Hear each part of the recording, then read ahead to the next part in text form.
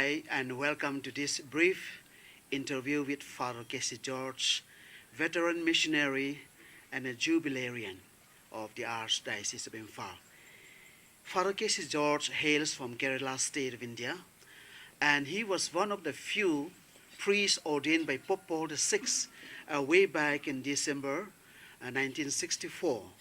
So he's very much privileged to be ordained by a Pope of his time. And now he also is involved in Nature Northeast Community Health Association, because of which he is very much a very familiar figure in the whole of Northeast India. So we are happy to have you, Fr.K.C George. Thank you.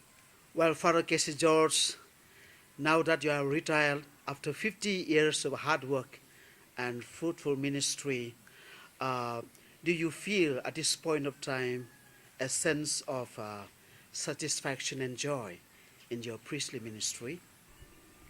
Well, I reached Manipur on the 7th of June 1965. Now my first bishop, Bishop Hubert Rosario, he gave me the advice. Manipur is a faraway place. We are in Dibrugarh. Now you remember this one. You are coming from Punamelli Seminary. You are able to do many things. You make a mistake, but my advice is never repeat the same mistake. This gave me a lot of encouragement, a lot of self-confidence. With that, I went ahead. I did many things. Of course, many successes and few failures, but it gives me a lot of contentment, a lot of satisfaction. Priesthood is not without challenges, I believe, and I guess you have had many challenges.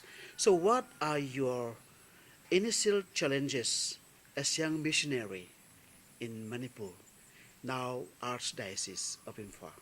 See, hear the call of our Lord. I left father, mother, my country, everything came to this faraway place. And my only attention was to serve the people. And my motto was priesthood. I consecrate for their sake. So that was only preoccupation for me, how to serve my people with love. For example, I went for my first tour on the hills among the Jau tribe people. It took about 21 days on foot, village to village, village to village. I was so happy. My second tour similarly was in the Burma border area with the Kuki people. That was also on the hills, village after village. After these two tours, I was really taken up. I was so happy. And that was really my contentment. That was really my enthusiasm to go more to the villages. As a missionary from the south, with your own distinct culture, and coming to Northeast India, particularly Manipur, with its own distinct culture, how did you merge in this new culture as a missionary and as a proclaimer of the good news? Well, I came from Kerala culture, but I put aside that culture and my mind was almost blank like that. My full concentration was on the culture of the people. How they talk, how they eat, what they eat, the interaction, their singing, their love. This was my attention. And that really helped me to imbibe all that one. And with that, I got, people loved me and I loved them. I could become one with them like this. You have worked with many bishops and priests in Northeast India and in the Archdiocese of Imphal.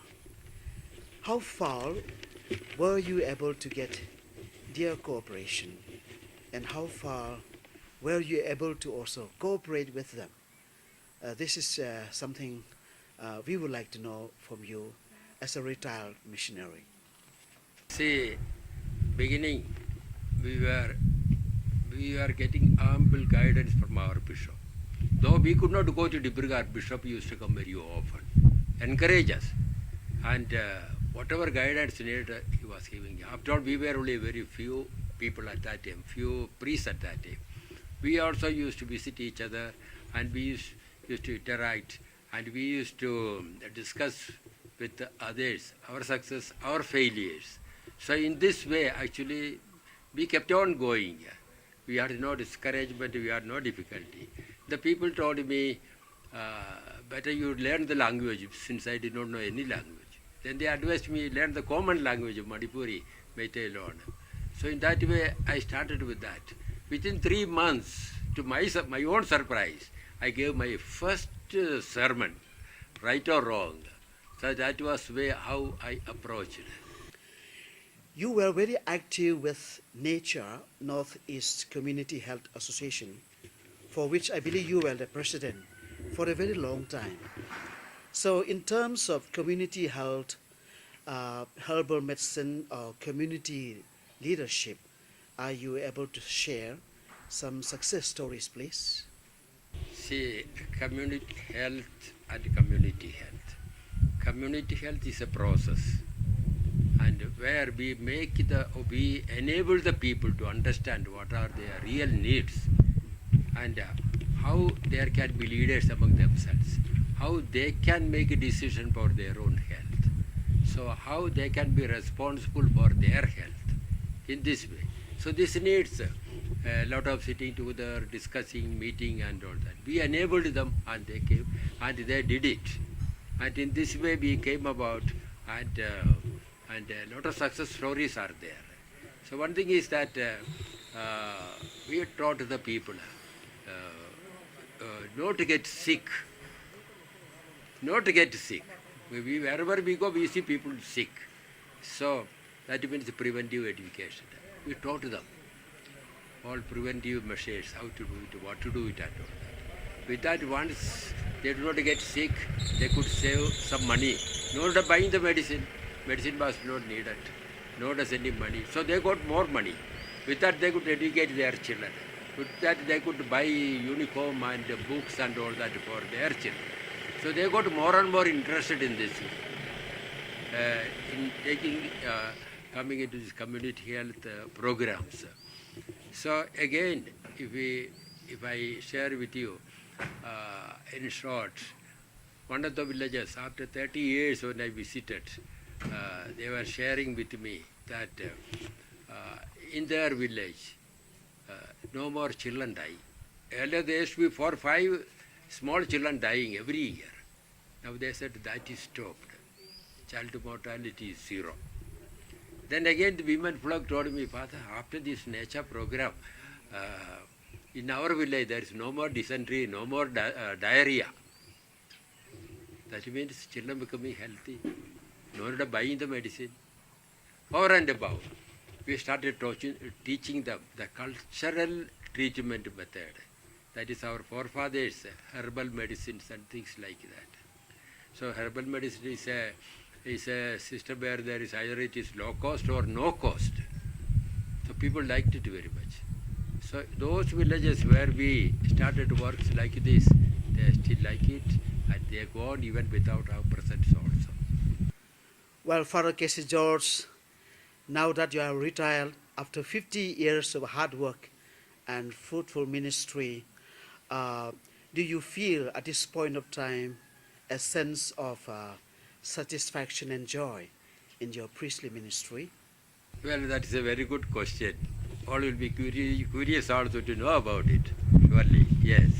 Now, within these 50 years, to tell you the truth, our diocese has developed and progressed very fast. So much so that within this within these 50 years, which is not a very long time for a diocese to for a good development. We have now about 44 parishes. 44 parishes within this short time, and we have got 3 colleges, and we have 9 higher secondary colleges, and we have 37 high schools in different parts of Manipur, all dispersed in different corners. And over and above, we have 28 social service centers. And with this, you see how the material growth or the infrastructural growth has come up. And again, when we speak about the occasions, we have got about 80 local priests. We have got about 200 local religious sisters. See what a wonderful blessing we have from God for our diocese. So this is how our diocese has grown very much in this light. That's all the time we have for you, Fr.K.C George, and thank you so much for being with us. And we hope that you will be available in the future for some more interviews, and we wish you God's blessings. Thank you.